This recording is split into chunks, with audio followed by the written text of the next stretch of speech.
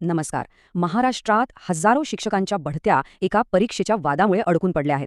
आज आपण हेच समजून घेणार आहोत की 10 वर्षांपूर्वी झालेल्या एका परीक्षेमुळे आज या शिक्षकांच्या भविष्यावर प्रश्नचिन्ह का निर्माण झालं आहे. चला तर मग या प्रकरणात जरा खोलवर जाऊया. महाराष्ट्रातल्या शिक्षकांचा एक गट आहे जो सरकारकडे न्यायाची मागणी करतोय. आणि या सगळ्या संघर्षाचं मूळ कारण आहे एक परीक्षा जी त्यांनी 10 वर्षांपेक्षाही जास्त काळापूर्वी दिली होती. या प्रकरणाची सुरुवात होते एका औपचारिक निवेदनापासून. 2026च्या सुरुवातीला या शिक्षकांनी जिल्हा परिषदेच्या मुख्य कार्यकारी अधिकाऱ्यांकडे एक मागणी केली. ती म्हणजे ही पदोन्नती प्रक्रिया थांबवा.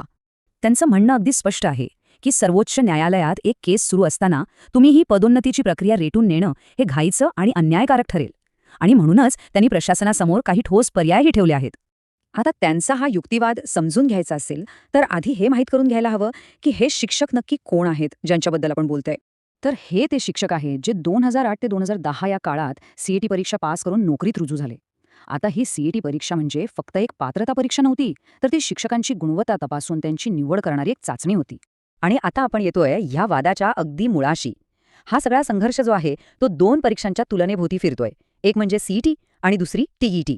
या शिक्षकांचा मुख्य दावा काय आहे तर त्यांनी जी सीईटी परीक्षा दिली होती ती आताच्या टेट परीक्षेइतकीच किंवा खरं तर काही बाबतीत त्याहूनही जास्त कठीण आणि व्यापक होती. आणि हाच त्यांच्या युक्तिवादाचा सगळ्यात मोठा आधार आहे. त्यांचं म्हणणं आहे की खुद्द सरकारनेच वेळोवेळी पत्रकं काढून हे मान्य केलंय की आमची सीईटी पात्रता पुरेशी आहे आणि त्यामुळे आम्हाला टेट परीक्षा देण्याची काहीही गरज नाही. हे लक्षात घ्यायला हवं की हा फक्त एक प्रशासकीय वाद राहिलेला नाहीये. हे प्रकरण आता थेट देशाच्या सर्वोच्च न्यायालयात पोचलो आहे. ही वेळेरेषा पाहिली की सगळं चित्र स्पष्ट होतं. बघा, 2008 ते 2010 मध्ये या शिक्षकांची नियुक्ती झाली. 2013 ते 2019 पर्यंत सरकारनेच त्यांना टेटमधून सूट दिली. मग 2025 मध्ये प्रकरण सुप्रीम कोर्टात गेलं आणि आता 2026 मध्ये कोर्टाचा निकाल यायच्या आतच पदोन्नतीची प्रक्रिया सुरू झाली आहे. त्यामुळेच वेळेचं महत्त्व खूप वाढलंय. त्यांचा कायदेशीर मुद्दा अगदी सोपा आणि सरळ आहे. जेव्हा आमचं प्रकरण सर्वोच्च न्यायालयात विचाराधीन आहे तेव्हा आमची सेवाज्येष्ठता डावलून इतरांना बढती देणं हे नैसर्गिक न्यायाच्या विरोधात आहे. आणि यामुळे पुढे जाऊन फक्त कायदेशीर गोंधळच वाढेल. तर मग या सगळ्या पार्श्वभूमीवर त्यांनी प्रशासनाकडे नेमक्या कोणत्या मागण्या केल्या आहेत ते पाहूया.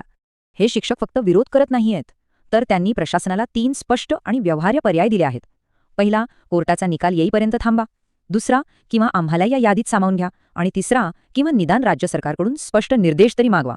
मग आता प्रश्न उरतो की या प्रशासकीय निर्णयाचे संभाव्य परिणाम काय असू शकतात आणि यात धोके काय आहेत.